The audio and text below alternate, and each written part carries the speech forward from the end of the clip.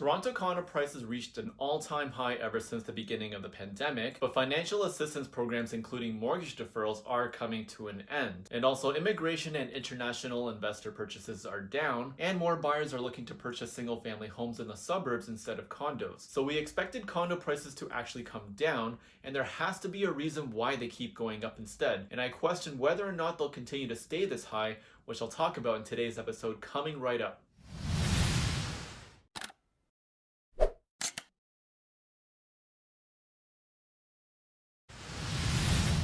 Hey guys, welcome back to a new episode of the weekly Toronto Real Estate Market Update. If you're joining me for the first time, my name is Fred and I'm bringing you Toronto's latest real estate market updates every single week and posting other tips to help you with your real estate goals. So if you're new here, consider subscribing to the channel so you never miss an update. And before I get into Toronto condos, I wanted to talk a bit about the overall market condition. I still hear speculation from various sources of an impending real estate market crash despite several signs of market recovery from the pandemic. And while that might be true for certain Canadian provinces and cities, the question I want to ask you is whether or not the Toronto property market is still likely to crash. Someone made a comment on a past video suggesting that there are strong indicators of prices going down for condos throughout the fall and into next year, and that buying now would result in negative equity if the market crashes. But that's true in any case when the market goes down, and doesn't just apply to market crashes. After the 2017 hot market, we went through a price correction, and a ton of buyers who purchased that year lost equity. But how much does this really matter unless they're looking to sell their home? Drop a comment below and share your thoughts, and my guess is probably not much, since they're likely not looking to sell a year or two right after buying their home. Because I would argue that the average home buyers make their home purchases with long-term goals in mind, which doesn't include selling within a short period of time. And another subscriber asked, if prices are trending down and supply is increasing, how does this compare to past crashes? And I think one of the most important facts that separates the past and the present is that past crashes like the Great Recession and the Great Depression were actually results of huge financial losses. How this potential crash and economic situation differs is that it's due to a global pandemic, and I can only assume that financial losses are not as intense as in past economic crashes. And this also helps explain why the Toronto real estate market continues to bounce back so quickly this year. Torontonians were not at the same levels of poverty, and if anything, went through micro recessions within their own households rather than being part of a widespread recession impacting the entire economy. And while it is entirely possible that a Canadian real estate crash could happen, I don't see that being the case in Toronto. 2 weeks ago, sales of single-family homes fell by 34%, down to only 277 homes sold. And last week I mentioned I wouldn't update on the most recent week's numbers to give some time for any sales pending to go firm, but I found that sales are already back up to 430 homes sold last week, an increase of 55% from the previous week. And what you're looking at is a pretty good illustration of the regular cycles in real estate,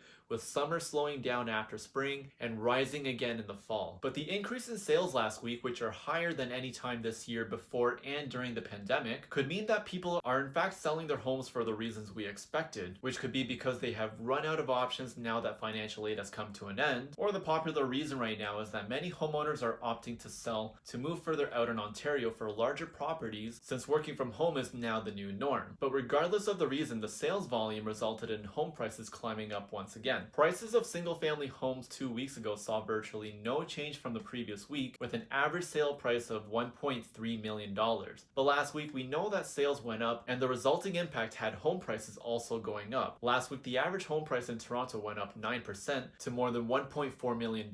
So we know the number of homes sold and home prices went up in just 1 week, which means buyers are also very active in the market despite speculations and rumors of the job market status and financial uncertainty. In fact, Stats Canada reported employment in Ontario was up 2.2% in July, and household spending dropped by 13%, which gave families more opportunities to save money over the last 6 months. But what could in fact be accurate from some of the other news around the internet is that the fall market could slow down, especially if housing inventory continues to rise. Last week we saw a record-setting number for the highest amount of homes listed on the market in a single week. 870 homes were listed on the market, making the current total number of homes for sale over 26 2,700 based on the latest MLS stats available. And if inventory continues to rise, would home prices come down as we move into the fourth quarter of this year? Let me know in the comments below what you think, and give this video a thumbs up if you're gaining value. Because if buyers become aware that supply is actually relatively high, then it should mean that home prices shouldn't be going up, given that there are more housing options to choose from. And before we jump into the condo market segment of this episode, I wanted to point out some of the things I've read online that are inconsistent with what I'm finding in the market stats. This article talks about the future of the condo market, and it's a good read and I recommend checking it out, and I'll link to it in the video description below. And it also points out that since March, both price growth and sales activity for condos have trailed other market segments. And what I found was that there were actually 15 weeks in the last 30 where price growth in condos were higher than single family homes, which means that half the time other market segments were in fact trailing behind condos. So this can be a bit misleading, and with sales trailing other market segments, this is actually not true at all. In fact, condo sales volumes outpaced single family homes throughout the entire year, including before and during the pandemic. What's really interesting is that the only time single family home sales outpaced condos was last week, which makes me wonder how many people are really selling their homes to move out of the city, and the article might actually speak some truth because condo sales continue to trend down. 2 weeks ago, condo sales fell 27% from the previous week, down to 334 units sold. We haven't seen condo sales this low in a single week since June. And I hear a lot of people talk about pent-up demand, but that doesn't look to be the case with condos, since condo sales are down by about 2% per week over the last 2 months. The average condo price went up another 3% to $694,000,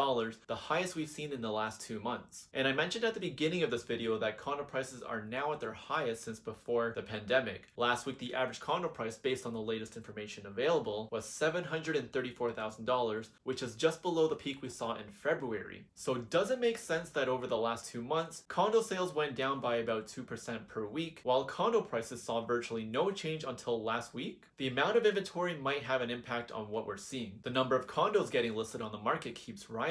Last week, another 1,400 condos were listed, making a total of more than 5,900 condos for sale right now. Condo inventory has gone up by 15% in just 3 weeks. And housing supply is one of the factors we need to consider when we're talking about a real estate crash in Toronto. While supply has been rising, this could bring down housing prices, but I don't think we would see prices decline at a similar rate we saw in past market and economic crashes, and only time will tell how the market is going to change over the next few months. Okay, so now here's the recap from today's market update. Prices of freehold homes in Toronto haven't changed much in the last 3 months, so it's difficult to say right now if prices are going to go up or down. Home sales have been rising, which could be due to homeowners wanting to move out of the city, or even a rise in distressed sales where homeowners' option might only be to sell. And the number of new listings continues to rise, and we're seeing more active listings on the market. With condos, prices were back up to levels we saw before the pandemic, although condo sales have been trending down, while condo inventory continues to rise. Whether these trends continue will depend on several factors, such as the severity of future waves of the coronavirus and how quickly the economy bounces back, and also how quickly or slowly immigration takes place